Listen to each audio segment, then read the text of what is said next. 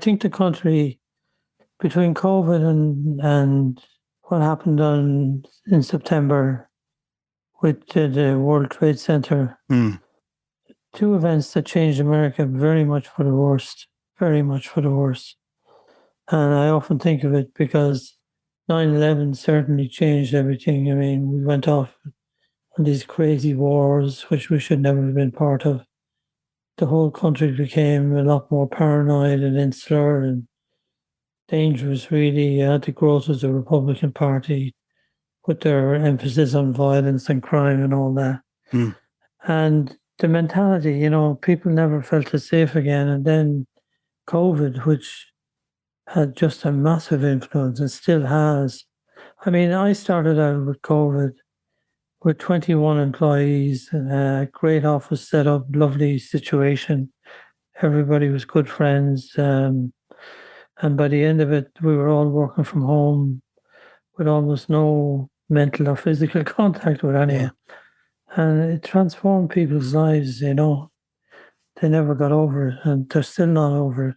But it still has. I mean, coming up here, I was talking to the cab driver, as you would say, and it's amazing, the 5th anniversary this week of Cheltenham, that it actually happened. You wonder, did it actually happen? But the way we live now as a result of it has changed life forever.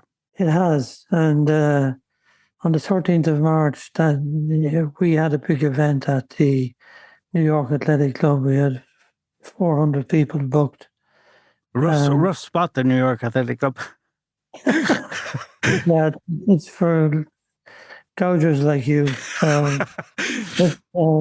It was, the morning of the event, people just said, we're not going. We're going. And there was like a pall of fear cast over the city. You went outside, it reminded me of 9/11, there was nobody on the street. Yeah. Nobody. And I remember that image from 9/11 going out of my apartment and just like a bad movie where the world gets destroyed. It felt like that. Yeah, Ridley Scott couldn't have written anything like that at all. It's very frightening. And so now you think, did it ever happen? People have just moved on in some ways as if there was no COVID, and 9/11 has changed life for everybody traveling. So the legacy's there. Somebody said to me, there's only 25% of the people living in New York were there for 9/11. I mean, it just shows what kind of a city it is. People move in and out in their thousands.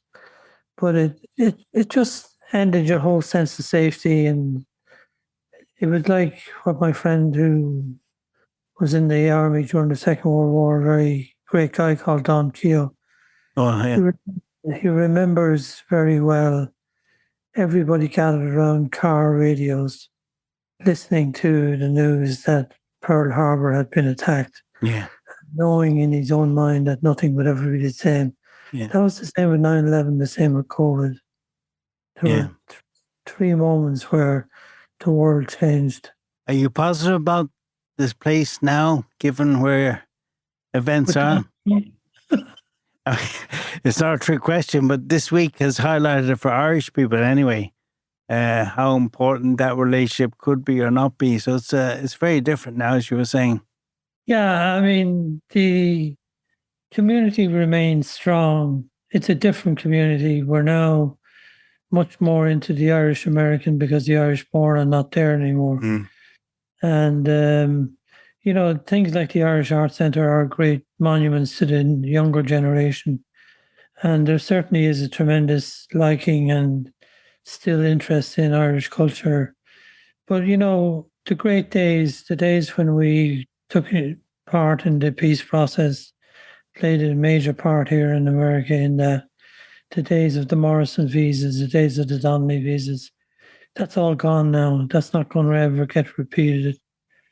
And there's a certain sense of, the Irish took it so far, but it's impossible without a new stream of people every few years. Organizations just atrophy and go out of date. But you must find it particularly difficult to comprehend, given your closeness to people like the Clintons, your position in the Irish community, the work you've done in the North. I mean, it must be a very bizarre situation to see all that the plan in front of you just disappear in a new era where nothing really matters like that anymore. Well, thanks for cheering me up. No, but I look at it and say, because you and your brother's a politician, like go into politics with positive public good, and it must be depressing to see the world change before your very eyes so dramatically. Yeah, it is. I mean, when we became involved in the peace process and when we won the visa for Jerry Adams, and I knew that was the day that the whole thing was going to change forever. Irish America played a very powerful role there. But you could argue that, that was something that reached a successful conclusion. There was nowhere else to go with it. But with immigration, I feel very, very strongly that, and this is where I would probably surprise people. I think Trump will be good for immigration. I don't think in the short term he's going to be good for immigration, but I think there's going to be such a shortage of people and such a shortage of skill within the next 2 years that they're going to have to revisit the whole immigration issue and do the right thing, which is put together proper immigration reform. You think that will happen? I do think that will. I do, because it's inevitable, because they don't have enough people in the workforce. And I had a conversation yesterday with a guy who's relatively high up in the Republican Party, and he said, just keep an eye on it. They're already talking about merit visas given to people with higher educations, perhaps in other countries or whatever. But I think there's still a significant move to be made on immigration. Well, that's healthy to know. It makes sense, and especially looking at what's happening in the UK with Brexit, you can't survive without certain people coming to help you work, and you need them. So there's a logic behind what you say, even though when you look at TV now... The logic is he fired everybody in charge of the nuclear weapons.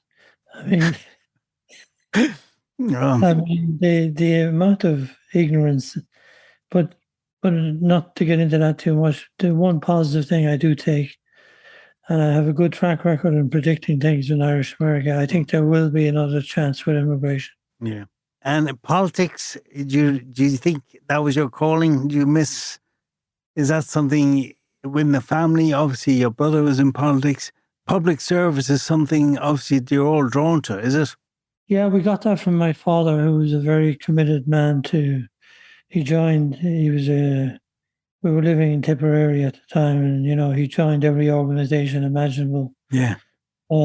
Voluntary community groups and all that. So we grew up in a house where the idea of going out and visiting people in old folks' homes and all that was very much ingrained in the character. So it's a great feeling, and you know it yourself, to make somebody happy who, either through contact or keeping in touch with, because it can be a very lonely old country, America, for people. Exactly. And, yeah. I think that's one of the things I worry about. The 80s generation, which is me, is now at the retirement age. And I know from talking to the Irish centres that there are an awful lot of shut-ins, people who maybe never made it back to Ireland or didn't do what successful people did, just worked. Yeah. Whatever construction job they could get or whatever. So I think there's a whole issue there as well. Yeah.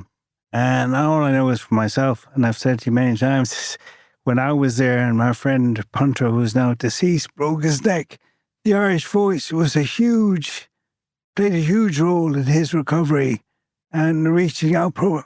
And people forget how important that is, to people. Well, I mean, the lack of community papers, not just the Irish Voice, but in every small town in America, there was always a newspaper, and the newspaper was the guarantee against the kind of fascism and groupthink that Trump and these guys are pushing, where somebody would just show up at the local board planning meeting or some other civic forum and write a story about it and uncover something or make something work better.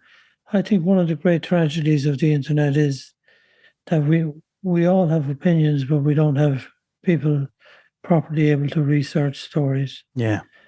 And I think that that's come back to bite us so badly. I mean, when you